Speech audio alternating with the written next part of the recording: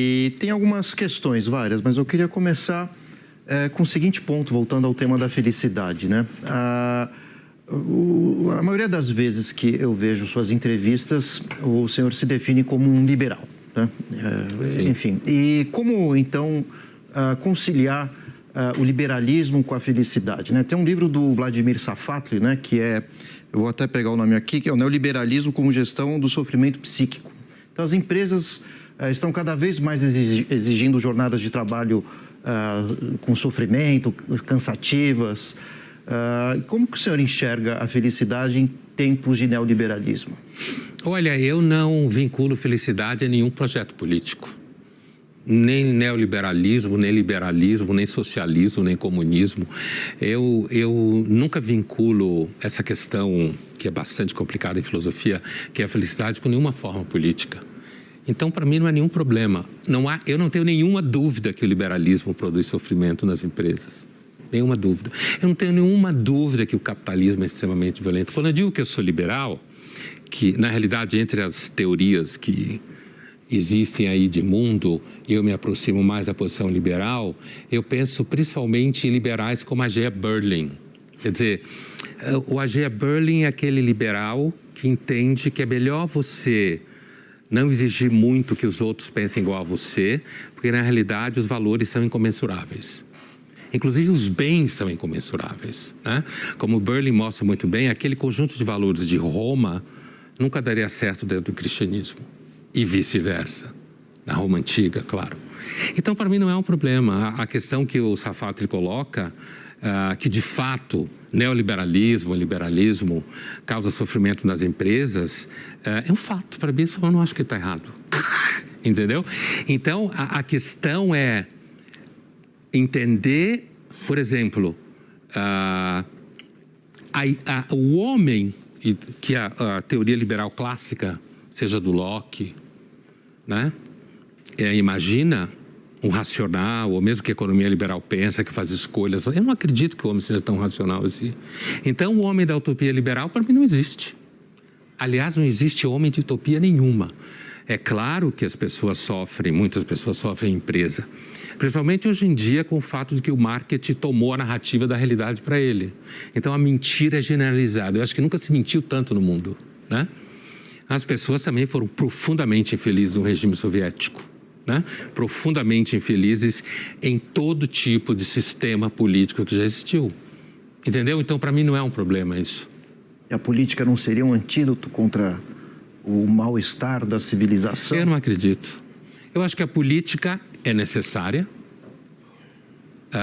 no sentido de que, do ponto de vista da gestão da violência entre grupos e pessoas, não há forma de lidar com isso que não seja a partir da construção de certos sistemas e instituições políticas.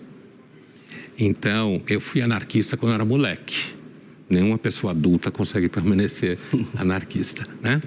Mas assim, então eu não acho que a gente possa viver sem a política. Eu não tenho nenhuma esperança que a política faça o mundo melhor. Eu acho que formas políticas podem fazer determinadas sociedades serem menos pior do que outras. Por exemplo, até hoje me parece que o melhor sistema que a gente conhece é a democracia. Ainda que o substantivo seja bastante semanticamente instável, principalmente na época que a gente vive hoje. Mas eu não tenho esperança de que a política vai resolver o mal-estar do mundo. Eu acho que você pode ter uma política menos cruel, você pode ter uma política... Sabe, a minha imagem um pouco da política é muito próxima daquele filósofo inglês do século XX chamado Michael Oakeshott. Quanto menos convicção no político, convicção de que ele tem uma teoria de mundo, que o mundo tem que ser assim ou assado, eu acho melhor. Mas também não quero dizer que exista esse político, né, que ele imagina na sua obra. Então, para mim, eu não tenho... Política não é um assunto que me deixa inquieto. Eu lido com a política profissionalmente. Inclusive, na filosofia, na faculdade, nunca foi uma questão que me preocupou. A política começou a me preocupar quando eu fui para a imprensa e para a mídia. Porque você tem que dar conta dela. Quando você está na imprensa e na mídia, não tem para onde correr. Tem que falar, né? Tem que falar. Eu queria puxar o Deus do gancho a respeito da relação entre fé e mercadoria, né? Considerando, como o senhor disse, que a mercadoria está muito relacionada à felicidade. Então, como que o senhor enxerga a teologia da prosperidade, né? Tão disseminada pelas religiões neopentecostais, os evangélicos? Olha, eu tenho a impressão, como fala o próprio Gessé de Souza, o sociólogo, quando ele descreve a ideia de liberalismo popular, e ele vincula a noção de liberalismo popular justamente à teologia da prosperidade evangélica. Só que, assim, do ponto de vista teológico, a gente pode discutir bastante essa ideia e a teologia da prosperidade no ambiente evangélico, o pentecostal ou neopentecostal, como queira, que há uma diferença, né, entre o pentecostalismo e o neopentecostalismo. A gente pode vinculá-la justamente a uma interpretação pobre do Velho Testamento, como falam os cristãos, a Bíblia hebraica, que é a ideia de que o Deus do Velho Testamento é poderoso, mágico, e que se então eu estiver bem com ele, ele vai me dar bem por aquela ideia absolutamente falsa e idiota, de que eu já escutei isso, de se você colocar um judeu no deserto, ele vai ficar rico, né? Como se todo judeu tivesse criado Las Vegas, ou como em Israel isso fosse verdade, né? Tão fácil assim. Então, do ponto de vista teológico, a teologia da prosperidade, eu acho que ela é melhor explicada por razões sociológicas. O seu sucesso, eu quero dizer. Não por razões teológicas, porque inclusive a gente não está discutindo teologia aqui. Mas assim, por quê? Porque as igrejas evangélicas, elas conseguem penetrar ali onde o Estado não penetra. Ela, inclusive porque ela é extremamente ágil, né? E uma igreja evangélica, você precisa de microfone, alguém que fale bem, umas bíblias, umas cadeiras de plástico, um lugar vazio. Jesus Cristo é uma commodity muito fácil de ser vendida. Quando eu digo Jesus Cristo é uma commodity, a minha intenção não é nenhum argumento anticlerical, porque eu acho gente anticlerical chata, certo? Fica criticando a religião quando tem um monte de coisa besta e complicada no mundo, inclusive a política, né? A militância política. Quando eu digo commodity, é porque ele é mesmo. No mercado religioso, Jesus Cristo é uma commodity, né? E, principalmente no mercado ativo como o Brasil, competitivo como ele ficou, é uma commodity razoavelmente fácil de ser vendida, né? Porque os seres humanos sofrem, como a gente estava falando. A vida é infeliz grande parte do tempo.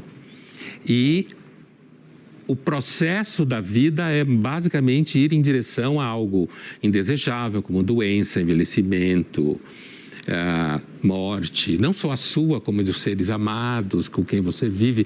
Então, e aí não é só o cristianismo, as religiões existem, uma das razões seguramente, desde a pré-história, por conta do nosso medo, do sofrimento, da violência, né? Da mortalidade.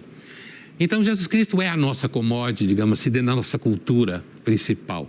E as igrejas evangélicas, elas são ágeis porque, assim, eu lembro da gente discutindo em sala de aula disso há 15 anos atrás já, que era assim, os alunos ficavam impressionados, tudo classe média alta e alta, acostumaram a pagar uma grana por análise, e quando o analista faz, fica todo feliz, né? Não, mas os evangélicos pagam dízimo, como se toda igreja evangélica fosse um campo de corrupção generalizado, que não é fato, certo? Então, assim, mas eu acho que essas igrejas evangélicas, você entra numa igreja dessa, você ganha relações, você deixa de ser terrivelmente invisível, como a maior parte de nós todos somos, inclusive quando você falou de um extrato social médio para baixo. Invisibilidade e relevância. O Brasil é um país que nega a cidadania a todo mundo, praticamente, talvez não a uns 4 ou 5 pessoas, nega a cidadania a praticamente todo mundo. Então, você entra na igreja, você ganha o que fazer no final de semana, os filhos, de repente, começam a namorar, né? Você faz amizade. Normalmente as mulheres vão primeiro, porque as mulheres sempre buscam ajuda mais fácil do que os homens ficam mais... né? Mesmo que esteja enchendo a cara, consegue levar um cara desse para a igreja, ele chora, ele é abraçado, faz amizade, tudo isso no âmbito do batismo do Espírito Santo, certo? Então, eu acho que a teologia da prosperidade, ela se realiza, inclusive, quando, de repente, ele arruma um emprego para mim. Estou desempregado há muito tempo, começo a trabalhar com o irmão, certo? O irmão tem lá um negócio no bairro, a gente começa a trabalhar junto, a gente tem programa de final de semana, você estabelece uma rede de relações. E isso é profundamente liberal no sentido econômico, eu quero dizer. É uma igreja, tratando como um singular universal dos evangélicos, você não é uma igreja só, é uma igreja em que dá às pessoas a iniciativa de buscar se relacionar com Deus, sem muita burocracia, e na medida em que elas apresentam alguma mínima melhoria de vida, seja econômica, seja social, elas vão interpretar isso e vão ajudá-las a interpretar assim, como sendo uma forma de reconhecimento de que elas receberam o Espírito Santo, o batismo, receberam Deus no coração. Eu acho isso humano, demasiado humano. Não E tem até uma... tem até uma explicação teológica para isso, que uma das cartas de Paulo fala que os irmãos devem fazer o bem a todos, mas principalmente aos domésticos da fé. Isso envolve contratos, oportunidades de emprego, relações comerciais e tantas outras.